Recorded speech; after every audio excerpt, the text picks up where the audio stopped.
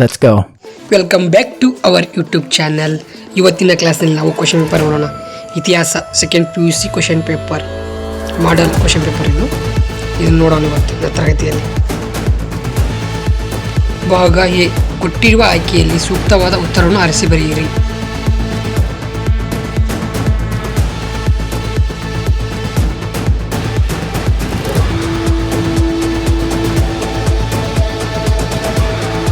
ಕೊಟ್ಟಿರುವ ಉತ್ತರದಲ್ಲಿ ಸರಿಯಾದದನ್ನು ಆರಿಸಿ ಬಿಟ್ಟ ಸ್ಥಳವನ್ನು ಭರ್ತಿ ಮಾಡಿ. 1 ಮಾರ್ಕ್ಸ್ ಕ್ವಶನ್ಸ್. ಅವಾಗ ಉತ್ತರವನ್ನು ಆರಿಸಿ ಬರೀಬೇಕಾಗುತ್ತೆ.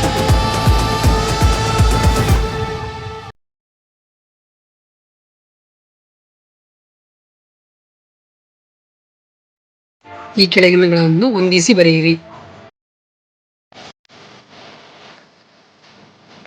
ರೋಮನ್ ನಂಬರ್ 4, ಪ್ರಶ್ನೆಗಳಿಗೆ 1 ಅಥವಾ 1 ವಾಕ್ಯದಲ್ಲಿ ಉತ್ತರಿಸಬೇಕು.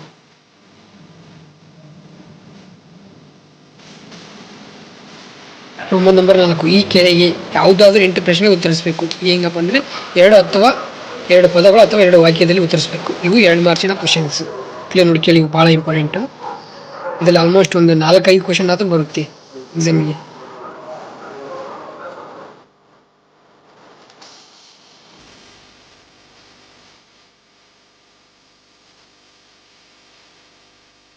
ರೋಮನ್ ನಂಬರ್ 6, ಈ ಕೆಳಗಿನ ಯಾವುದಾದ್ರೂ 2 ಪ್ರಶ್ನೆಗಳಿಗೆ ಉತ್ತರಿಸಬೇಕು. 15ರಿಂದ 20 ವಾಕ್ಯದಲ್ಲಿ ಉತ್ತರಿಸಬೇಕು. ರೋಮನ್ ನಂಬರ್ 7, ಈ ಕೆಳಗಿನ ಯಾವುದಾದ್ರೂ 2 ಪ್ರಶ್ನೆಗೆ ಉತ್ತರಿಸಬೇಕು. 30ರಿಂದ 40 ವಾಕ್ಯದಲ್ಲಿ. ಇವು 10 ಮಾರ್ಕ್ಸಿನ ಕ್ವಶನ್, ಇಂಪಾರ್ಟೆಂಟು.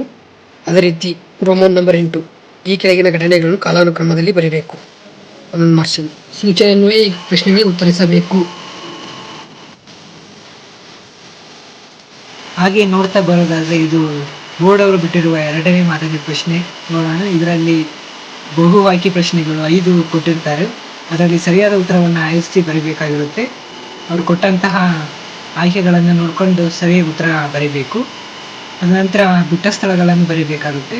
ಕೊಟ್ಟಿರುವ ಆಯ್ಕೆಗಳನ್ನೇ ನೋಡ್ಕೊಂಡು ಬರೆಯೋದು, ಹಾಗೆ ಹೊಂದಿಸಿ ಬರೆಯೋದು ಎಲ್ಲ ಅವ್ರು ಕೊಟ್ಟಿರ್ತಾರೆ, ನೋಡ್ಕೊಂಡು ಬರೀಬೇಕು.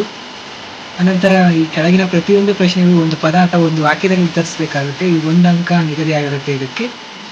ಅನಂತರ 2 ಅಂಕಕ್ಕೆ ಹಲವಾರು ಆಯ್ಕೆಗಳು ಇರ್ತವೆ, ಆದರೂ ಹೊಂದಿಕೆ ಆಗುವಂಥ ಪ್ರಶ್ನೆಗಳನ್ನು ಬರೀಬೇಕು.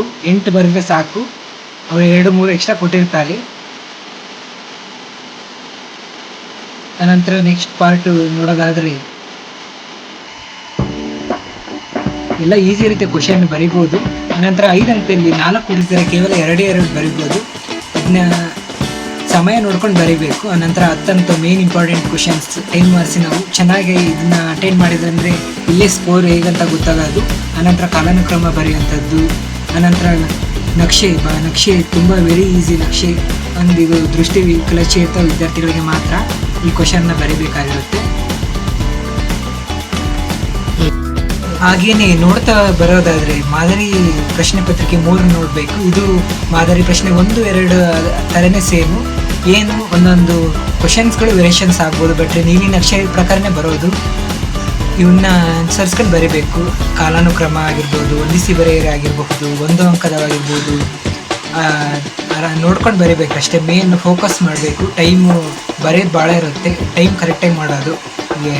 2 ಅಂಕದ ಬಂದರೆ ನೋಡಿ, ಅವರು 4 ಆಪ್ಷನ್ ಎಕ್ಸ್ಟ್ರಾ ಮೊದಲು ಗೊತ್ತಿರೋವು ಅಟೆಂಡ್ ಮಾಡಿ ನೆಕ್ಸ್ಟ್ ಆಮೇಲೆ ಎಕ್ಸ್ಟ್ರಾ ಕ್ವಶನ್ ಅಟೆಂಡ್ ಮಾಡೋದು ಸೂಕ್ತ. ಟೈಮ್ ಸಹ ಉಳಿಸೋದು ತುಂಬ ಮುಖ್ಯವಾಗುತ್ತೆ.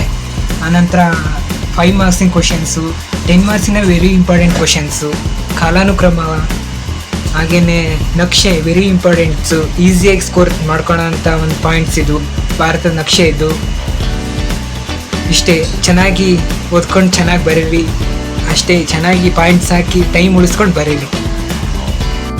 All the best.